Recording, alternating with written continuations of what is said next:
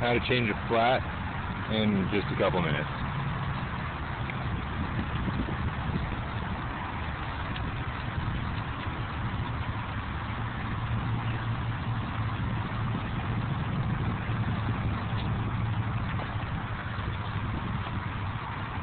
First we got to take off a little screw that holds on the tube.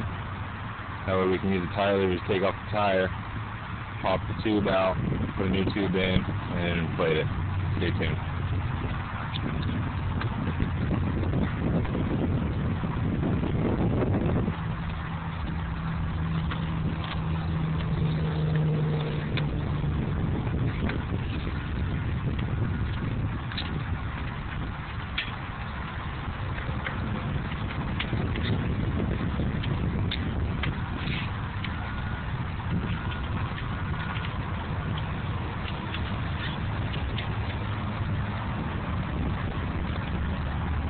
Take the entire tire off, it makes it a little easier to get the tube out. We have to deal with the little down stem on it.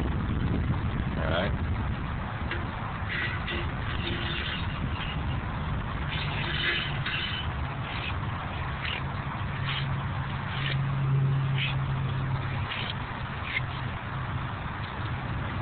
Take the old tube out. You always want to run your fingers along the inside of your tire in case there's any thorns or anything in there that might cause your new tube to get popped when you put it in there. I already found my thorn and took it out, so it should be good to go. But just to make sure, I want to run my fingers along there. Not any excess debris or anything. And what I do is I put the tube halfway back on. Sorry, the tire halfway back on. Bust out my brand new tube. I always carry a brand new one unless I just don't have any at the time. And I'll take one of my spares that I fixed. Take off a little nut here. Set that aside. Drop down our tube.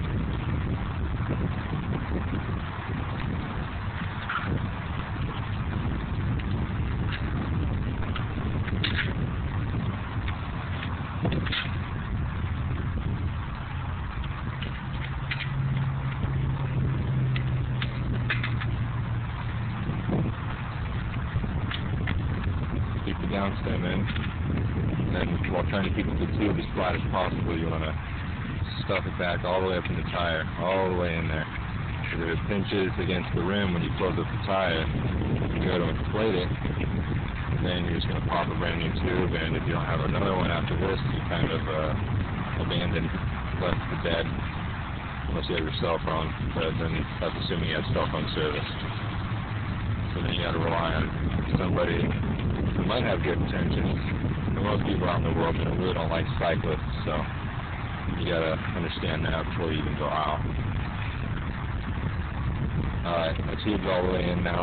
Now all I got to do is just stuff this back over.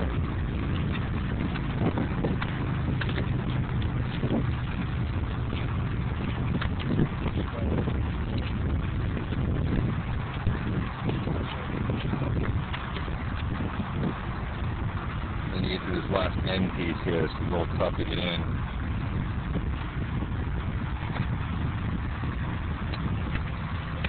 There you go, just gently do it. You don't want to do anything. What I always like to do is take the down stem of the valve and push it all the way back in there to make sure it's all the way up in the tire, so that way nothing's pinched. Then I'll run around and peel this over, make sure there's no tire sticking out. It should all be stuffed up in, or no tube sticking out, sorry. It should all be stuffed up in the tire. There we go. Now you see my tread, I don't know if you can see that or not, my tread's a little bald on this tire, which doesn't really help anything when it comes to getting it flat, so I obviously need new tires.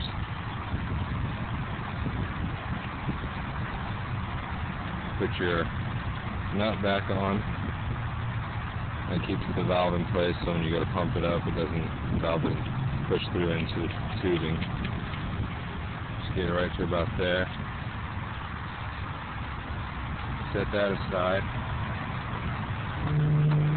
Now to pump it up, I just finally invested in a CO2 cartridge. that duals as a hand pump.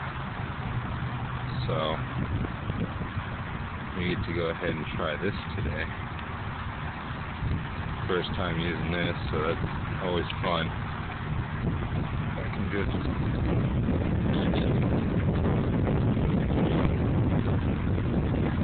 that's that right there.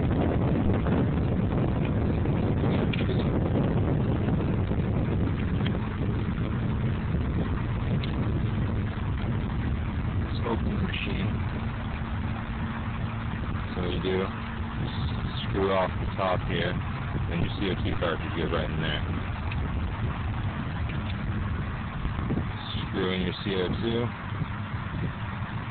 so it's nice and tight. There you go, they're all screwed in. This plugs up into your tire. Okay, and you flip up this valve and pump it through.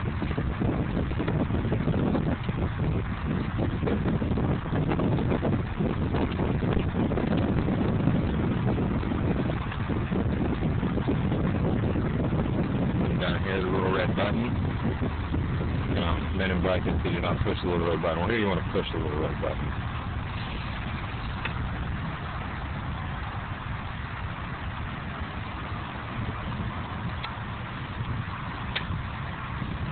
And now my tire is rock hard. 16 gram CO2 cartridge gives you a maximum of 130 psi. I usually pump my tires up to 120.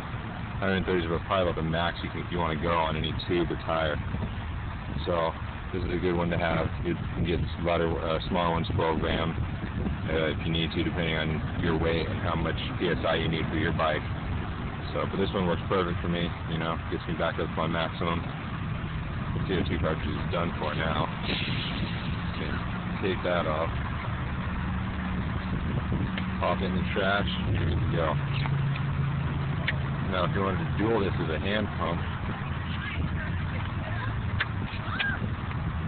what you do is screw this back on.